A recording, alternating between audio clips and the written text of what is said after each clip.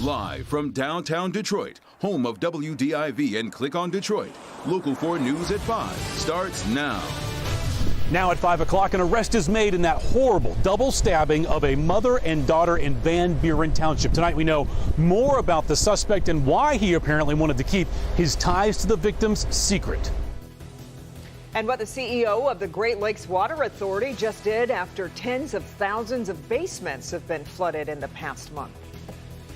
But we begin with another new weather threat. It's not in Michigan yet, but it is on the way, as you can see on the radar screen. Several storms and severe ones expected overnight and into tomorrow morning. A flash flood watch will go into effect while we're sleeping. Yeah, so let's start things off here at 5 with Ben and the timeline. Ben? Yeah, Devin and Kim, we've obviously had plenty of practice with thunderstorm rounds, even severe ones, but this one's going to throw a wrench at us because of the timing. It's not the heat of the afternoon that's going to prompt this stuff. A lot of it's going to be happening overnight as we head towards daybreak tomorrow, and some of it while we're still sleeping. Let's look at the storm threats from the Storm Prediction Center. This just keeps increasing for southeast Michigan. We're now firmly into that slight risk, that yellow shade here in the southern end of the state. And even portions of Lenawee County and Washtenaw County, you can see, are now in the enhanced risk. That's category 3 out of 5. So we expect that the strongest of those storms are going to be in the west and south zone as we head towards tomorrow morning. There's the flood watch that you were talking about starting at 3 a.m. 1 to 3 inches, could come down at an inch an hour. The storms, as of right now, are firing in the Arrowhead of Minnesota, moving through the UP, and are going to gain some significant speed as they head towards us. So we'll be dry through 2 a.m. 3 a.m. may start to see some rain and thunder, but the strongest stuff is going to be from 4 a.m. on, and that's when the damaging wind threat really kicks in. We'll talk more about timing of this and when it finally comes to an end in a few minutes, guys. All right, Ben, now let's get to breaking news. A stretch of I-96 is closed as state police are investigating a freeway shooting from overnight. It happened last night in the westbound lanes of I-96 near Outer Drive. The express lanes of 96 at the Davis Center closed as troopers collect evidence. Detroit police say they received a call from the victim saying he was shot after a road rage incident. Redford police found the man at Schoolcraft and Telegraph Road and took him to the hospital. We're waiting on an update on his condition. Our other top story tonight, Van Buren Township police make an arrest in connection to the death of a mother and her teenage daughter at an apartment complex. Yeshonda Snipes and her 14-year-old daughter, DeCara Leatherberry, were found dead at the Belleville Point Apartments this weekend. Sean Lay's been talking with the family, also with police sources. Sean, what do we know so far about this suspect? We know that he's 47 years old, Devin and Kimberly. We know that he is on parole and was also wearing a GPS tether at the time of the apparent murder and at the time he was picked up by police. Family members are telling us that he also very much wanted to keep his relationship with the mother in this case a secret. My daughter called me. What did she say? She told me that my nieces was gone. The uncle of 45-year-old Yeshonda Snipes tells us he and his entire family are still trying to process what happened to Snipes and her daughter, DeCara, who was just 14 years old. Both found stabbed to death in their Belleville Point apartment. DeCara just starting her life when her life and her mother's life was taken from them. She just liked to play basketball. She was innocent in all this. Today, Van Buren police said they arrested a 47-year-old man for murdering mom and daughter. He was a parolee on a GPS tether. Investigators tracked him to Pontiac, where he was arrested. The family doesn't know a thing about him. Family members say the suspect made sure Yeshonda didn't tell her family that they were together. The family says Yeshonda did not know he was on parole. They do know that Yeshonda broke up with him, and he allegedly got into their apartment armed with a knife. And the uncle says the ex-boyfriend acted as cruelly as possible and went for young DeCara first. Evidently, he did what he did to my niece, and she had to see it, and he had to get rid of her as well. My family is hurting, and I feel like he should hurt in the most serious way. He needs to pay for what he done. That family is in so much pain tonight. Look, we're not naming the suspect as of yet until he is officially charged. That could happen as early as tomorrow.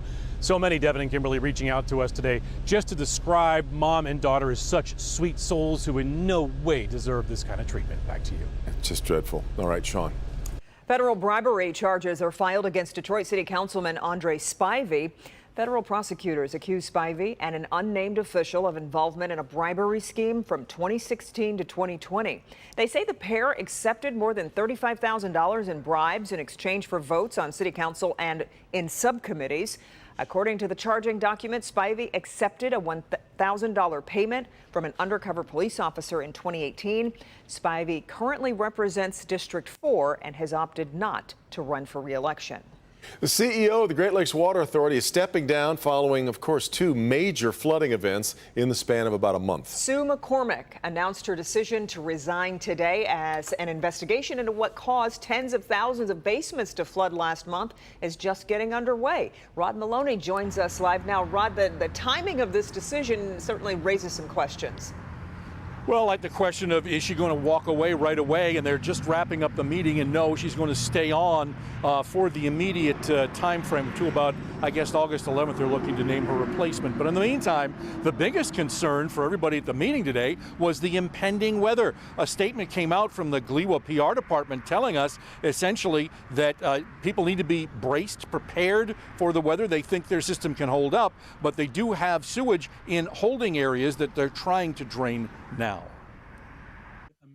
The Great Lakes Water Authority board meeting today, the members heard that it was, in fact, an electrical subcontractor that inadvertently cut the wires at the Freud pump station in Detroit on June 22nd, and that fix failed 2 days later. A paper notation was made within the system, but the upper management received no notification. Then the rains came. The pumps ended up overwhelmed and the sewage backup flooded area basements. In the aftermath, Gliwa CEO Sue McCormick tendered her resignation today. Detroit resident Tyler Butthauser said in the public comment session, Sue McCormick, I don't accept your resignation because you need to fix this. This is not accountability. Walking away is not accountability. But shortly thereafter, the board took up the vote on her resignation. Please signify by saying aye. Aye. Aye. Any opposed? Her contract reads she had to give 60 days notice. The board itself seemed amenable to having her leave before them. In the meantime, several members weighed in on the problem on the June 25th flooding. Board Chair John Zetch summed up the board's frustration. I'm perplexed, distressed, whatever you'd want to call it. If I was the company that broke something, I wouldn't tell you that I can't get to you until, the following week.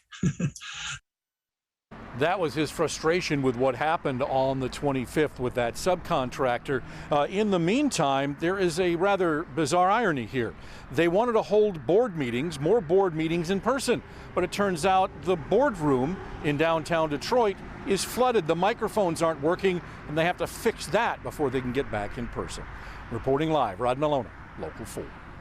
Boardroom is flooded. What a mess. Wow. All right, Rod. It's the one day a year when hope springs eternal for Lions fans. It is day 1 of training camp in Allen Park. Haven't lost a game. But it's also a new year, a new coach, and a new quarterback. So. Right. Bernie's here with us now. I mean, it's only been a day. There's a lot of that's unknown about this team.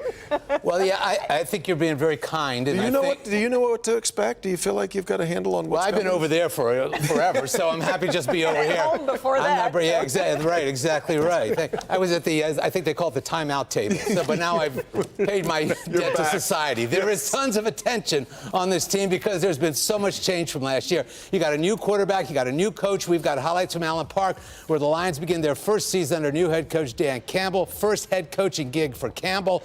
And Matthew Stafford, as you know, is gone after 12 years here. He's been replaced by Jared Goff, who came here from the Rams. Campbell says he has 4 basic rules for this football team to live by. We're going to treat them like men until they prove otherwise. I mean, I gave them 4 rules last night. That was it.